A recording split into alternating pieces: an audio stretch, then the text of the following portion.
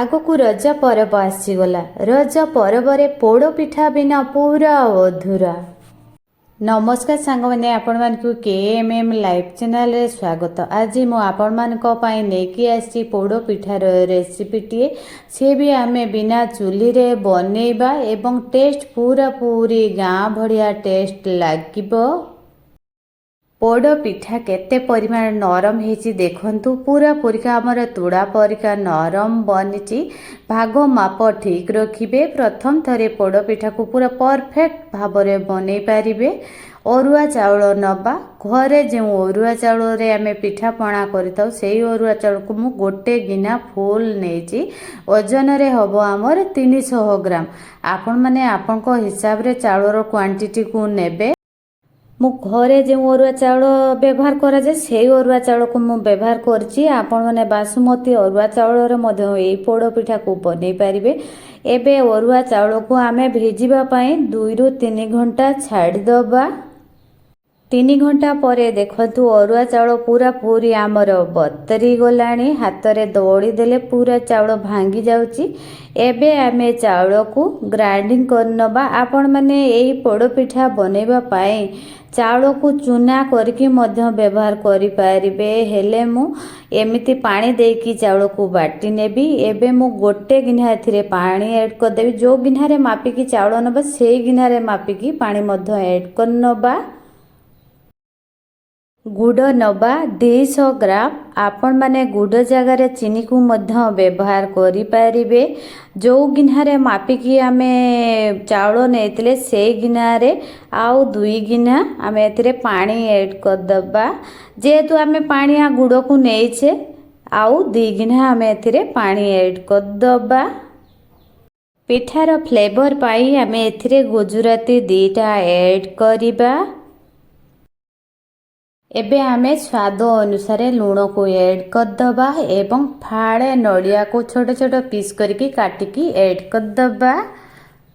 ପାଣିକୁ ଆମେ ପୁରାପୁରି ଫୁଟେଇବାନି। ହାଲକା ମାନେ ତଳ ଆଡ଼ୁ ଫୁଟି ଆସିଥିବ ସେତେବେଳେ ଆମେ ଚାଉଳ ବଟାକୁ ଏଥିରେ ଗୋଟେ ପଟେ ଆଡ଼୍ କରିବା ଏବଂ ଖୁସନି ସାହାଯ୍ୟରେ ଚଲଉଥିବା। ଟୋଟାଲି ଖୁସନିକୁ ବନ୍ଦ କରିବାନି। ଯେତେ ସମୟ ନାହିଁ ଜନ୍ତୁଳି ଆମର ପୁରାପୁରି ଟାଣ ନ ହେଇଯାଇଛି।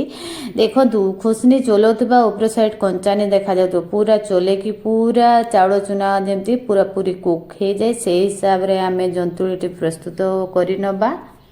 ଗ୍ୟାସକୁ ହାଇ ଫ୍ଲେମ୍ରେ ରଖିକି ଜନ୍ତୁଣି ପ୍ରସ୍ତୁତ କରିନେବା। ଏବେ ଆମେ ଗୋଟେ କଢ଼ା ନେବା ଏବଂ ଛୋଟିଆ କଦଳୀ ପତ୍ର ଫାଳେ ନେବା।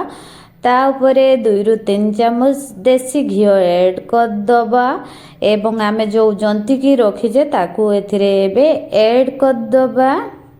ଆପଣମାନେ କଦଳୀ ପତ୍ରକୁ ସ୍କିପ୍ ମଧ୍ୟ କରିପାରନ୍ତି। ହେଲେ କଦଳୀ ପତ୍ର ଦେବା ଦ୍ୱାରା ତଳ ସାଇଡ଼୍ଟା ଅଧିକ ପୋଡ଼ିବନି। ଏବେ ଆମେ ଜନ୍ତି ଥିବା ଚାଉଳ ଚୁନା ସବୁତକ ଦେଇଦେବା ଏବଂ ହାତରେ ଅଳ୍ପ ଟିକେ ଘିଅ ଲଗେଇକି ଚାରିକଡ଼େ ଏପରିକା ସମାନ କରିଦେବା। ଯେମିତି ତଳଟା ମଧ୍ୟ ପୁରା ସମାନ ଭାବରେ ପିଠା ବନିବ, ଯେମିତି ଆଖିକୁ ମଧ୍ୟ ଭଲ ଦେଖାଯିବ। ଏବେ କିଛିଟା ବଡ଼ ବଡ଼ ନଡ଼ିଆ କଟାରେ ଉପରଟାକୁ ଆମେ ସଜେଇଦେବା। ୟା ଉପରେ କାଜୁ କିଛିଟା ଦେଇକି ଚାରିକଡ଼େ ସଜେଇଦେବା।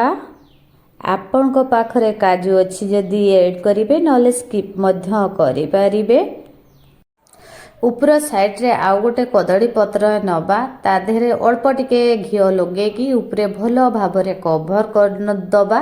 ଯେମିତିକି ଆମର ପିଠା ମାନେ ଉପର ଆଡ଼ୁ ଟୋଟାଲି ଯେମିତି ଦେଖା ନଯାଏ। ପୁରାପୁରି କଭର କରିଦେଇକି ଏବେ ଆମେ ଢାଙ୍କୁଣୀ ଲଗେଇଦେବା। ଢାଙ୍କୁଣୀ ଲଗେଇ ଦେଇକି ଏବେ ଆମେ ପିଠାକୁ କୁକ୍ ହେବା ପାଇଁ ଗ୍ୟାସରେ ବସେଇଦେବା। ଗ୍ୟାସକୁ ହାଇ ଫ୍ଲେମ୍ରେ 3ରୁ 4 ମିନିଟ୍ ରଖିକି ତାପରେ ଆମେ ଗ୍ୟାସକୁ ଲୋ ଫ୍ଲେମ୍ରେ କୁକ୍ ହେବା ପାଇଁ ଛାଡ଼ିଦେବା। ପୋଡ଼ ପିଠା କୁକ୍ ହେବା ପାଇଁ ପାଖାପାଖି 25 ମିନିଟ୍ ସମୟ ଲାଗିଲା।